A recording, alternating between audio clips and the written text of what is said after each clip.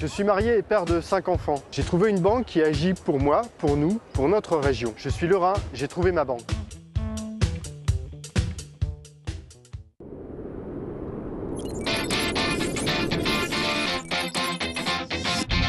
Vous avez absolument raison. Ouais.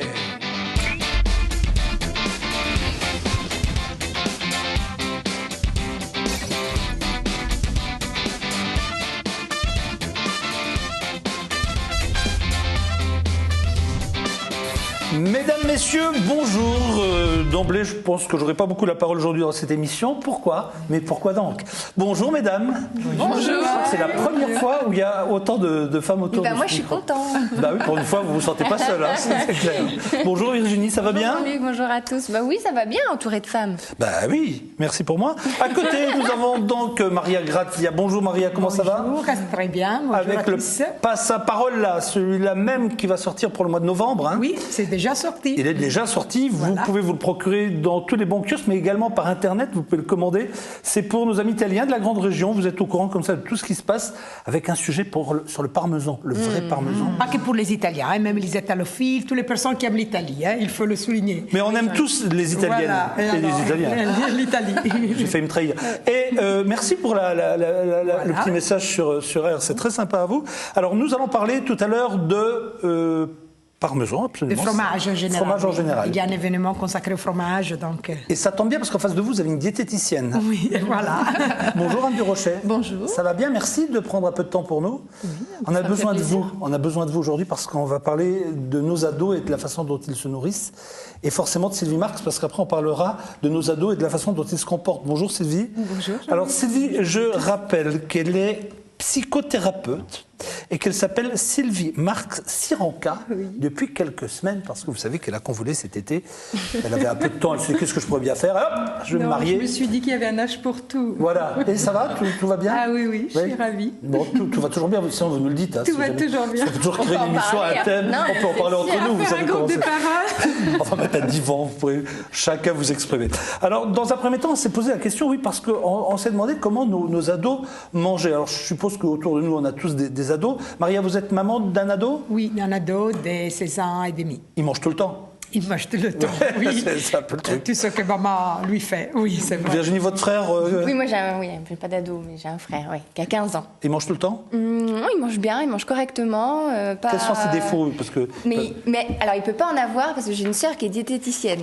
Du coup, il se fait, mais taper, sinon. Ah bon? Il peut pas. Non, il a toujours fait très attention, même petit, donc non, c'est un bon jeune. vous avez des ados dans votre entourage? Bah, moi, j'ai un fils de 15 ans et malgré que sa maman soit diététicienne, il mange mal. Oui, mais Il ma a sœur faim. fait peur, fait très peur. Moi, j'en ai même 4. Ah oui? J'ai donné. Ah oui, donc effectivement. Parce que là, en principe, nos ados sont en bonne santé. C'est ce qui sort d'une enquête de l'INSERM. Alors, bon, quand je lis un petit peu ça, c'est l'Institut national de la santé et de la recherche médicale. Quand on dit ça, les ados sont globalement en bonne santé, donc ça va plutôt bien. Ils vont même mieux qu'en 2006, parce qu'il y avait quelques comportements à risque qui commençaient à augmenter. Puis là, bon, ça va un peu mieux. Par contre, si je lis un petit peu le chapitre concernant l'alcool, j'ai peur, parce qu'on se rend compte que pour l'alcool, c'est la substance la plus répandue chez nos jeunes dans notre pays, puisque déjà, dès la classe de 6e, plus de la moitié des enfants ont déjà expérimenté l'alcool, et on monte à 8 sur 10 lorsqu'ils sont en 3e, c'est-à-dire qu'ils ont... En 6e, ils ont 11 ans, et en 4e, ils en ont 14. Donc, ils disent ici que l'alcool Oui. est omniprésent dans nos sociétés de manière assez précoce, vous l'avez remarqué aussi? Moi, pas avec le mien, dis-moi, ou je le sais pas. La période des influences la plus difficile pour l'adolescent, c'est quand même la 4e et 3e. Tout démarre en 4e. Hein. On voit toutes les influences arrivent en 4e. Et le tabac, alors le tabac... présent. Ah, pardon. Le tabac est une substance qui est largement moins répandue que l'alcool. Oui. Donc, je sais pas... Mais maintenant, ils sont à la recherche de sensations fortes. Alors, on va dire que la cigarette, bon, c'est pas vraiment une sensation forte. Alors que l'alcool... Puis ça se voit plus au niveau des parents. C'est-à-dire qu'ils sentent la cigarette. C'est vrai. Quand l'enfant Quand le gamin rentre voilà. beurré, on peut le voir Je aussi. suis pas sûre Ça commence à se cogner à toutes les portes, on doit pouvoir le Je ne remarquer. suis pas sûre qu'ils en d'accord. soient à ce dosage-là, par contre. L'alcool, ça va être, on finit l'apéritif des parents. En 6e, c'est ça. Enfin, Mais comment c'est ce que s'appelle j'entends, ce moi, dans les truc qui prennent très vite, consultations. très vite, le binge drinking, c'est ça? Binge drinking, Ah, ouais. c'est ça, hein. Ouais. Donc ça, c'est ultra dangereux quand même. Parce que... Très, ouais, il y a des comas éthyliques et tout, hein, ouais. Alors nous avons fait un petit micro-trottoir, donc nous sommes allés vous voir, vous les jeunes, enfin Audrey Morel a tendu son micro, et de façon très honnête, vous vous êtes confié à Audrey, on pourra étudier ça avec Anne Durocher juste après. Je m'alimente pas bien du tout, c'est-à-dire que je mange pas bien aux repas principaux et je grignote entre les repas. Je grignote devant la télé ou devant l'ordi. Pareil, je grignote entre les repas, souvent à 4 heures. Et puis, pareil, je mange pas trop entre midi, mais surtout entre les repas. Je mange entre les repas, avec les repas, je mange tout le temps en fait. Je mange. Mais je mange pas trop équilibré. Je mange vite aussi, je prends pas le temps de manger. Vu que je mange à la cantine toute la semaine pendant l'école, donc c'est assez bien équilibré. Sinon, je mange aussi des fois tout ce qui est McDo, kebab. Dans la semaine, je me nourris normalement, je mange équilibré. Et puis c'est plus en week-end que je mange un peu n'importe quoi, que je me lâche en fait. Alors les midis, en règle générale, étant donné que je suis à la fac, c'est surtout au restaurant U. Après, si je quitte tôt, je vais m'installer devant la télé et manger un peu n'importe quoi. Moi, je mange tout seul. Donc des plats préparés vite fait dans le micro-ondes. J'ai l'habitude de me faire des plats qui sont adaptés justement donc aux efforts que je fais. Je prends pas l'habitude de manger devant la télé, au contraire. Donc j'essaye déjà de manger à table, de manger à heure régulière, équilibré et puis tout simplement voilà des choses saines. Moi, je mange avec les principes de la diététique chinoise. Donc il y a des principes sur les couleurs, les saveurs, pour varier l'alimentation et manger équilibré. Moi, je suis plutôt bonne cuisinière, on va dire. Donc, dès que j'ai un petit peu de temps ou quoi que ce soit, je cuisine pas mal. Donc, je mange assez équilibré en soi. Je mange un petit peu au ru, donc du coup, ça change assez souvent. Mais dans l'ensemble, je cuisine. Donc, je mange ce qui me plaît, ce que j'aime cuisiner. Après, plutôt à table et pas trop devant la télé ou devant l'ordi. J'essaie de m'alimenter correctement quand je peux. Parce qu'effectivement, souvent, ils mangent devant les écrans. Qu'est-ce que vous en pensez de ce micro-trottoir, Anne ?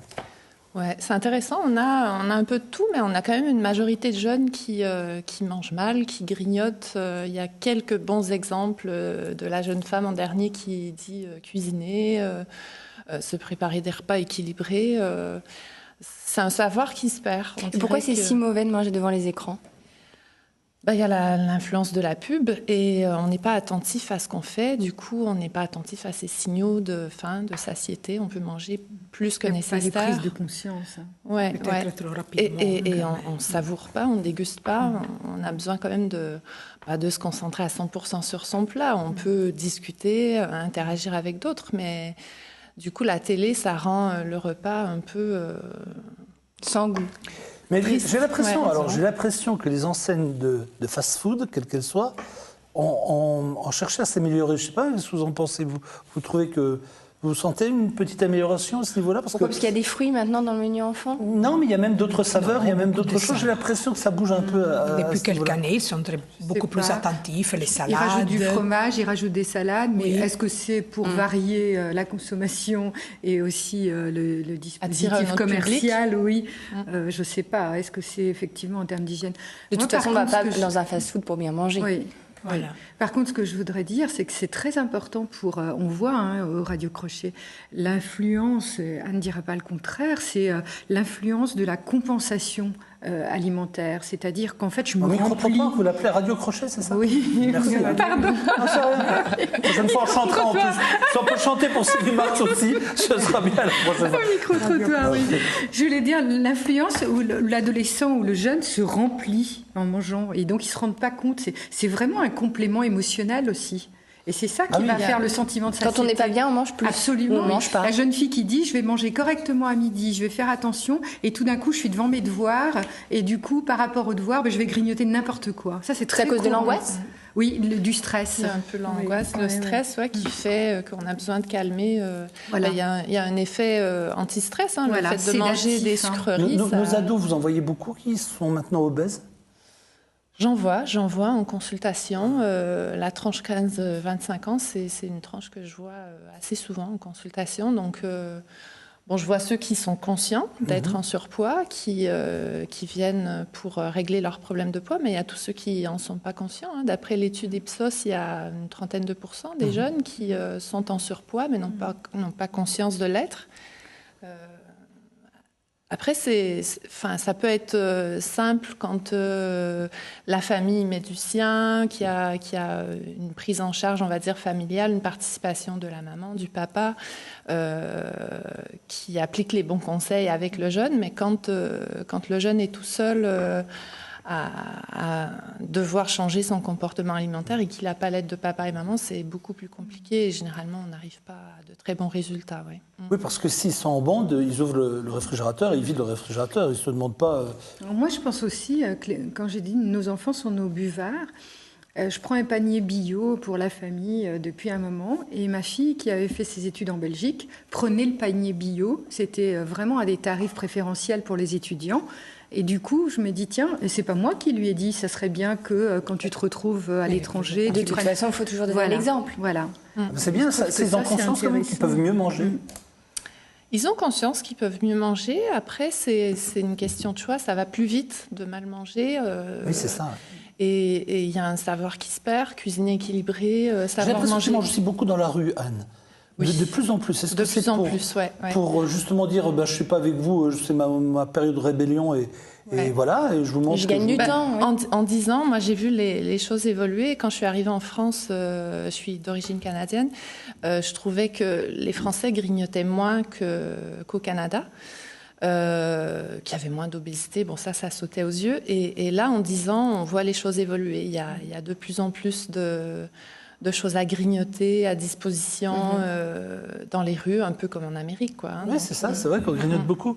Dans les influences. Une question, si je peux me permettre. Alors, le problème, c'est qu'ils grignotent beaucoup. Mais une bonne solution, ça pourrait être que si on a le temps pour préparer à l'avance des bons plats, même s'ils grignotent de la bonne nourriture. Ouais. C'est ça. Le problème, c'est que quand ils ont faim, ils mangent n'importe quelle chose. Et alors, il faudrait préparer à l'avance les sauces. Voilà. C'est ça un grand travail. Donc, mais j'ai pas l'impression que la campagne 5 fruits et légumes par jour ait fait quelque chose. Au contraire, je pense que ça même... en fait, il y a beaucoup d'incompréhension par rapport... déjà, ils ont mal communiqué sur la taille de la portion. Alors, on dit 5 fruits et légumes, mais est-ce que c'est 5 fruits et légumes différents? Est-ce que c'est 5 fruits plus 5 légumes? Ça reste un mystère pour beaucoup de personnes. Et c'est quoi la taille de la portion? Une portion de fruits, une portion de légumes, en réalité, c'est 80 grammes. Si je vous parle de façon plus concrète, 80 grammes, déjà là, une portion comme ça de haricots verts, on a déjà 2 portions, la taille de mon poing. Donc déjà, ça... C'est une demi-pomme. Une demi-pomme, ça va être pour un petit, ça va être... Oui, c'est vrai que 80 grammes, ça fait une demi-pomme, ouais. Remarquez, au prix où sont les fruits, il vaut mieux que ce soit une demi-pomme, parce que on ne pourra même plus s'offrir des fruits et des légumes. C'est incroyable, le prix aujourd'hui. C'est des choix qu'on fait. Est-ce qu'on veut manger sain, équilibré, ou acheter plein de cochonneries? Parce que vous regardez les cochonneries qu'on grignote tous devant la télé, ça coûte hyper cher. Ça coûte bien plus cher que les fruits. Bien plus cher, Et les légumes. Un petit goûter de marque, ça coûte une trentaine de centimes, alors qu'une pomme, si on les achète par lot de 2 kilos, ça revient à 7, 8, 10 centimes. C'est beaucoup moins cher. Qu'est-ce qu'on peut leur conseiller?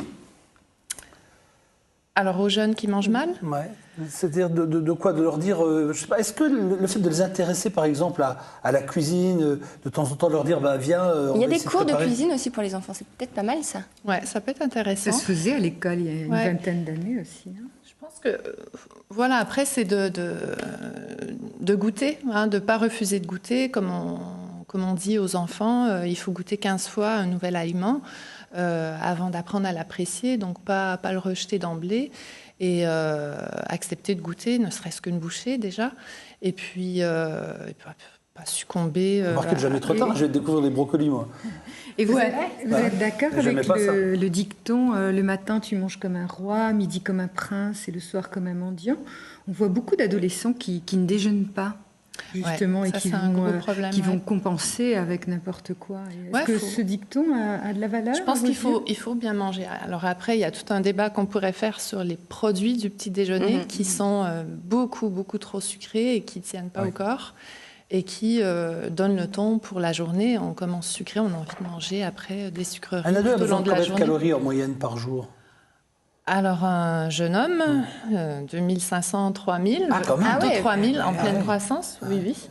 Une jeune femme de 15 ans, ça va être dans les 2000, 2500, Parce selon que son j'ai remarqué une activité chose, physique. Anne, je parle sous votre contrôle, mais si on fait gaffe aux calories, on arrive à faire un régime. Hein. Ouais. Moi, quand j'avais beaucoup de volonté, je m'étais... Mais c'est un peu fastidieux. Il faut mettre le compteur en route à chaque tout le temps, fois. tout le temps, ouais. Mais ça marche. Il faut manger de tout en pas trop grosse quantité, on va dire. Déjà, Alors, si on arrive à faire ça, c'est pas mal. Le fait que l'adolescent prenne conscience que le sucre amène le sucre, ça fait changer le comportement. Ils se disent, ah oui, peut-être que je peux prendre du jambon le matin, ou un bout de comté, ou quelque chose comme ça. Un bon fromage.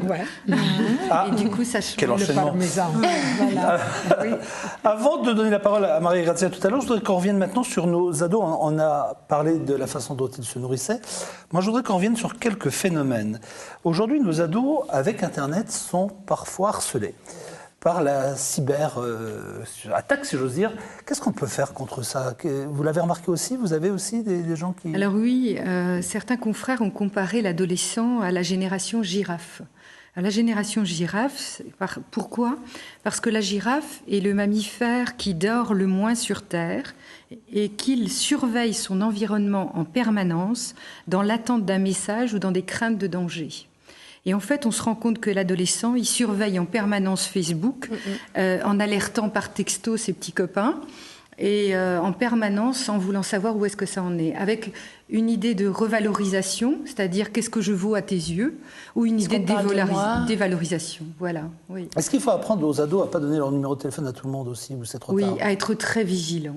Et puis aussi à qu'est-ce qu'ils écrivent sur Facebook. En fait, moi je pense que les parents doivent cadrer ce qui se passe par rapport à leurs enfants. Jusqu'à quel âge? On a vu ce qui se passe. Alors l'âge critique, je le disais tout à l'heure, c'est 4e et 3e.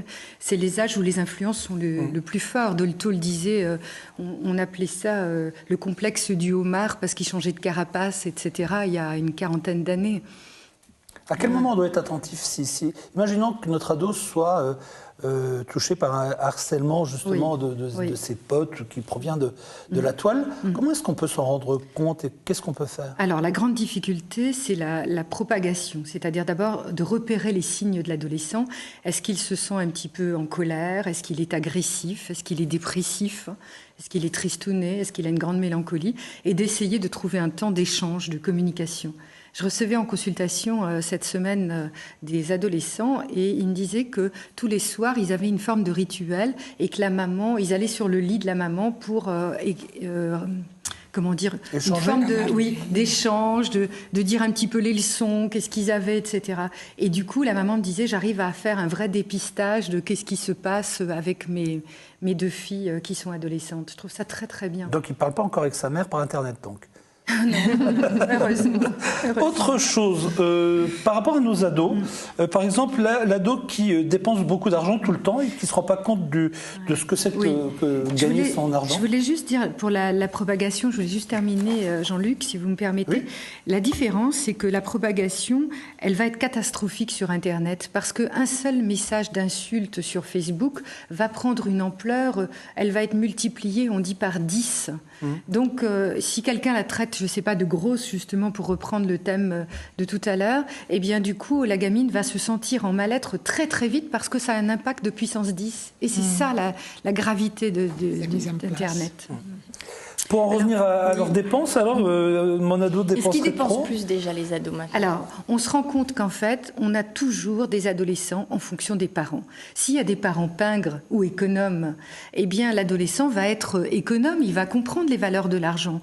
Par contre, on voit aujourd'hui des familles en difficulté qui, pour ne pas être en conflit, et donc des parents qui, à mes yeux, en tant que psychologue, ne sont pas forcément adultes, et donc qui vont être eux-mêmes avec des comportements d'adolescents, ils vont pas vouloir rentrer en conflit avec leur adolescent. On voit la même chose dans la nourriture. Hein.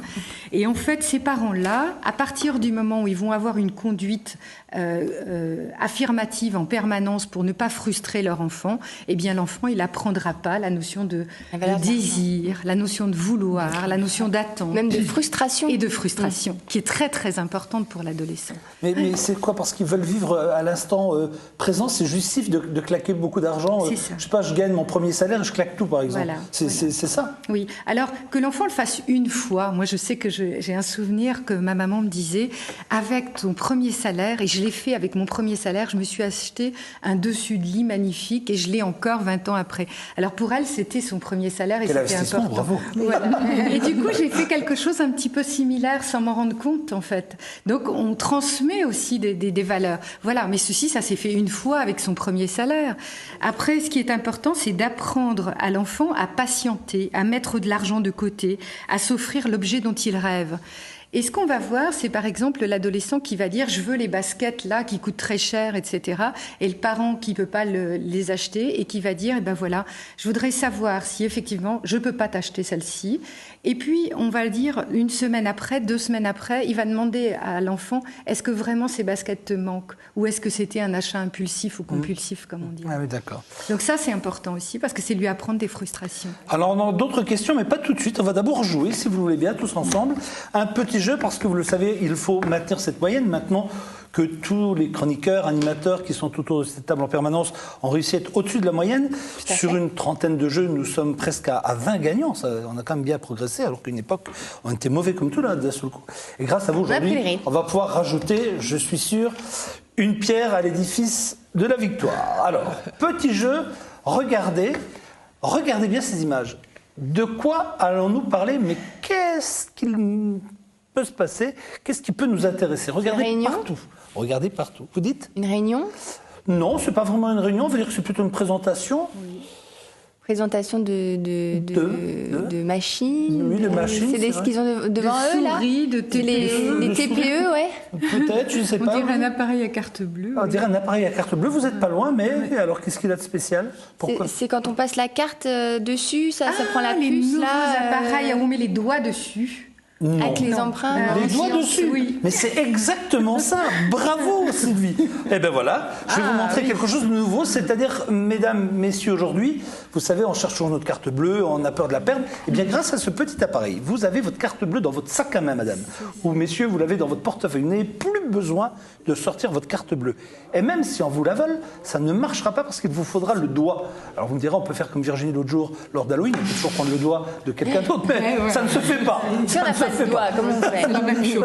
Donc, vous passez votre doigt et c'est votre doigt finalement la marque de l'empreinte qui autorise finalement le débit de votre carte bancaire. Il paraît que c'est plus fiable encore que l'ADN. C'est ce qu'ils disent. Et c'est une première, hein. On est les premiers en France à le faire parce qu'ils ont fait un test pour voir si d'autres le faisaient à travers le monde. Et je crois que c'est une première française. Oui, donc, chaque empreinte est unique. Bravo Sylvie, vous avez trouvé. Il s'agit bien maintenant, donc dans quelques temps. Là, c'est dans le nord de la France, du côté de Lille, qu'ils ont testé tout cela. Mais est-ce qu'on ne sera pas un peu fiché? C'est-à-dire? Moi, je me dis... Donc, voilà. Fiché, on l'est déjà. Oui, mais là, vraiment, parce que là, on aura nos empreintes. Moi, personnellement, personne n'a mes... Je ne peux plus emprunter la carte bleue de mon mari sans qu'il le sache, par exemple. Signer à la place. Ah, mais oui. Non, ça, c'est horrible. Non, moi, ils viennent de se rendre compte du truc. Là, elles viennent de se rendre compte du truc qui va être très compliqué. Et même avec son consentement, on peut pas... Vous êtes obligé de le prendre avec vous. Pendant la nuit, le matin, il va se réveiller, il me manque un doigt. Je vais parler shopping avec nous.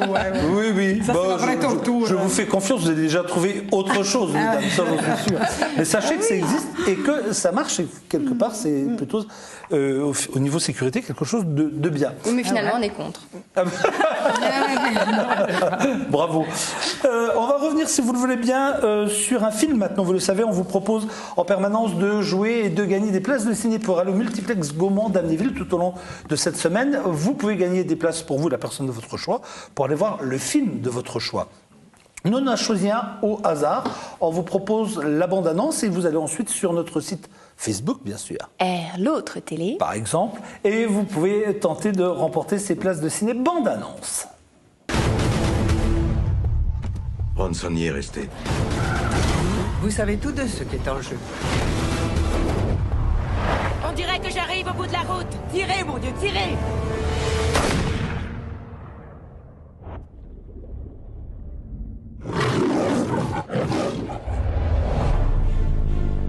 Comment faire la nécrologie d'un homme pareil? Il y a 3 mois, vous avez égaré le disque dur contenant la liste de tous nos agents infiltrés dans des groupes terroristes à travers le monde. 007 au rapport. Où étiez-vous encore foré? Je savourais ma mort. Pourquoi ne pas rester mort?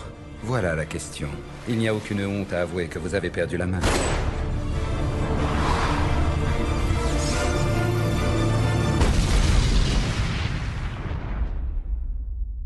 Ce n'était pas elle qu'il visait. Il voulait qu'elle voie tout. Bienvenue au nouvel MI6. Je suis votre nouvel armurier. Vous plaisantez, j'espère. Walter PPK 9 mm short, encodé avec vos empreintes palmaires. Vous seul pouvez l'utiliser. Moins un engin de mort aveugle qu'un accessoire customisé. Q. 007. Je veux rencontrer votre employeur. Que savez-vous de la peur? Je les connais toutes. Pas celle qui vous attend. Celle qu'il vous réserve.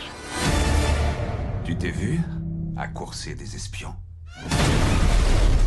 L'Angleterre, le MI6. Elle t'a envoyé sur ma piste sachant que tu n'étais pas prêt et que tu avais toutes les chances de mourir. Maman a vraiment été méchante. On est des durs à cuire, toi et moi. Voilà ce qu'elle a fait de nous. On a tous besoin d'un hobby. Pourquoi? C'est quoi le tien? La résurrection.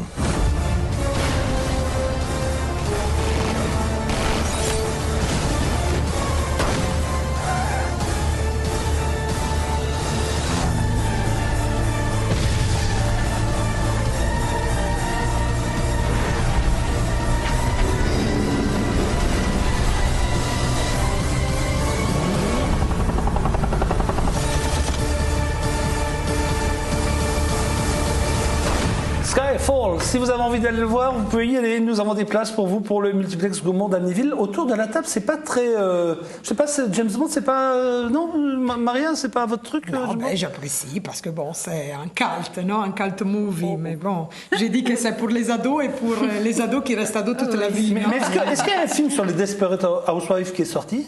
Ah non, mais moi, je n'irai pas le voir. Ça, ah non, à l'autre extrême. Ah bon, voilà. Non, parce que je me suis dit peut-être que c'était ça qui vous plaisait, parce que c'est la grande mode. On peut aimer les films d'action, mais pas forcément les James Bond. Dit-elle. Ce que j'ai remarqué, c'est que de plus en plus, dans les films de James Bond, il y a toujours des grands acteurs qui ont gagné l'Académie Oscar. Il y avait 2 déjà. J'ai vu la dame surtout, qui, moi, elle a gagné beaucoup d'Oscars et surtout, elle a gagné une fois l'Oscar pour une participation en film seulement de 7 minutes. Avec 7 minutes d'interprétation, elle a gagné un Oscar. Et c'est la chef, je dis, l'actrice anglaise. C'est les 50 ans de James Bond. Le héros a fêté ses 50 ans. Il est âgé. Hein. Faites attention à ce que vous dites dans cette émission, Maria, s'il vous plaît. Il y a des gens qui pourraient très très mal le prendre. Oui. Faites attention, s'il vous plaît. Ils vivent bien leurs 50 ans. Oui, c'est vrai. Il faut. Vous avez intérêt à vous rattraper. Donc, à propos de cinéma, vous êtes allé au Festival du film italien de Villeruy? J'ai participé à l'inauguration officielle. Il y avait le ministre de la Culture française, qui est né à Villeruy. Donc, et Filippetti, ça ne doit pas être polonais, hein? Non, pas du tout. Aurélie Filippetti, absolument italienne, tout à fait italienne, elle était là. Et donc, une très belle inauguration. Il y a vraiment beaucoup de films à l'affiche, tous les films de Venise. Donc, qui n'a pas eu la chance d'aller à Venise peut aller à Villeruy, c'est beaucoup plus proche. Ah oui, mais ça fera peut-être pas le même effet tout de suite. Hein. Oui, la lagune. On n'a pas les moyens d'aller à Venise, mais je vais t'emmener à Villeruy. Oui, c'est bien aussi. Voilà. On ira voir le festival du film italien. Voilà. Mais c'est vrai que la programmation est drôlement belle et ce festival est absolument très riche, toujours avec la rétrospective, les nouveautés. On a vraiment pour tous les jours. Il faut se dépêcher pour y aller. Eh bien, nous vous emmènerons pas à Venise, on va vous emmener à Villeruy. D'accord. Très bien. Le festival. Ce week-end, c'est le dernier week-end, alors faut en profiter. On en profitera. Merci beaucoup à toutes les deux. Nous, on se donne rendez-vous pour la suite de Bienvenue chez vous. Ah oui, il est juste le temps pour moi d'annoncer la publicité. On se donne rendez-vous avec le magicien. Le magique, c'est. Il y aura même Stéphane Suarez. Stéphane Suarez pour parler musique. Hein. Toujours. Et pas seulement. Et Maria Grazia pour parler parmesan, c'est vous dire. Pas de régime, dans la deuxième partie. Pas de régime.